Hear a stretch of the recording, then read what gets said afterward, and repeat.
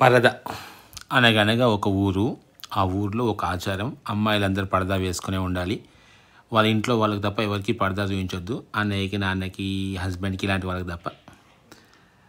ఒకసారి పొరపాటున మన హీరోయిన్ అనుపమ పరమేశ్వరన్ గారి ఫోటో ఒక మ్యాగజైన్ కవర్ పేజ్ మీద వస్తుంది. అప్పటికే పెళ్లి సెటిల్ అయిన అమ్మాయికి దాంతో ఆ ఊర్లో పొరపాటున మొహం వేరే వాళ్ళకి చూపిస్తే ఆ అమ్మాయిని చంపేస్తారు, అంటే ఆత్మాహుతి చేస్తారు, లేకపోతే పిల్లలు చనిపోతారు అనే సెంటిమెంటు.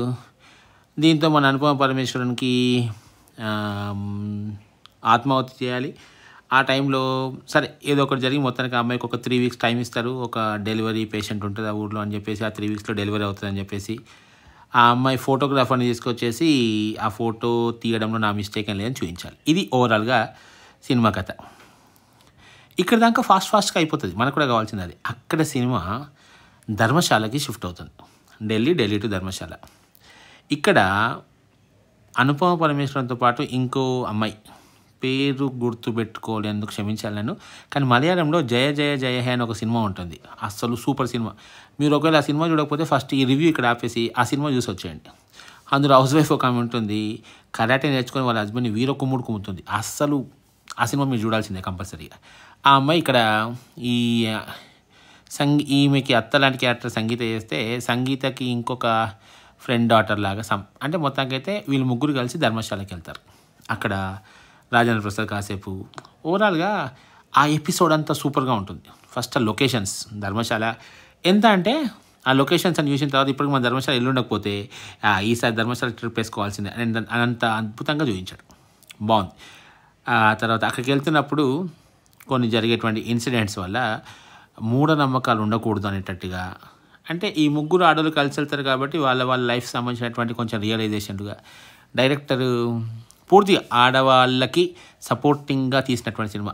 మంచి ప్రయత్నం. ఎందుకంటే సినిమా అంతా అయిపోయిన తర్వాత మావిడ క్లాప్స్ కొట్టింది కాబట్టి డెఫినెట్గా ఇది మంచి ప్రయత్నమే. Anupama Parameswaran maximum times makeup లేకుండానే నటించింది. Very good attempt. అండ్ ఆ పల్లెటూరులో ఆ ఆచారం అది స్టార్టింగ్ ఎక్కువసేపు ఏమి ఉండదు, మ్యాక్సిమం ఒక హాఫ్ అన్ అవర్ కూడా ఉండదేమో. కానీ ఆ తర్వాత బయటకు వచ్చిన తర్వాత ఆ ఫ్రెండ్స్ వాళ్ళు, ఆ బయట ట్రిప్, బైక్ రైడ్ చేసేవాళ్ళు ఒకసారి ఈమెను మూవ్ అవుతున్నటువంటి వ్యాన్ నుంచి కింద పడేస్తారు. అయినా ఏం కాదు, మామూలు నడిచి వచ్చేస్తుంది. ఇలాంటి కొన్ని చిన్న పాయింట్స్ పక్కన పెట్టేస్తే డైలాగ్స్ కొన్ని బాగా గట్టిగా పేలాయి. క్లాస్ పీకుతున్నట్టుగానే ఉంటుంది, కానీ తప్పదు.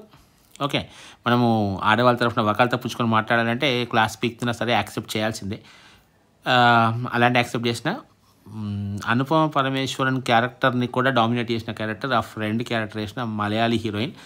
ఆ అమ్మాయి జయ జయ జయ హీరోయిన్ ఆ అమ్మాయి చాలా సినిమాలో హీరోయిన్గా చేసింది మలయాళంలో, ఇక్కడ కూడా చేసింది. సంగీత క్యారెక్టర్ కూడా చాలాసేపు ఉంటుంది సినిమాలో. లొకేషన్స్, ఓ తారు వెహికల్, గిట్టుబాటు అయిపోద్ది మనకి. 2 గంటల టైం ప్రశాంతంగా పరదా సినిమా చూసేయండి. ఆడవాళ్ళందరికీ అన్నెసెసరీగా మూఢనమ్మకాలు లాంటివి పెట్టుకోవద్దు, మరి పంజరాల్లో బందీ అయి ఉండకూడదు అని చెప్పి పరదాలో ఏ పైన ఒక పౌరం పైకి ఎగురుతున్నట్టు చూపించాడు. అలానే ఉండాలని చెప్పడం కోసం మంచి గట్టి ప్రయత్నం. మంచి డైలాగ్స్ పడ్డాయి. కమర్షియల్గా ఎంత వర్కౌట్ అయిందో తెలియదు, కానీ నాకైతే నచ్చిన సినిమా. బాగుంది. మధ్యలో కొంచెం ల్యాగ్ ఉన్నట్టు అనిపించిన, ఇప్పుడు నా రివ్యూ ఎంత ల్యాగ్గా ఉందో అలా అనిపించిన, ఏం పర్లేదు, మీరు బ్రహ్మాండంగా ఇంట్లో కూర్చొని చూడొచ్చు. My Sunday breakfast time was very good with పరదా మూవీ. Thank you.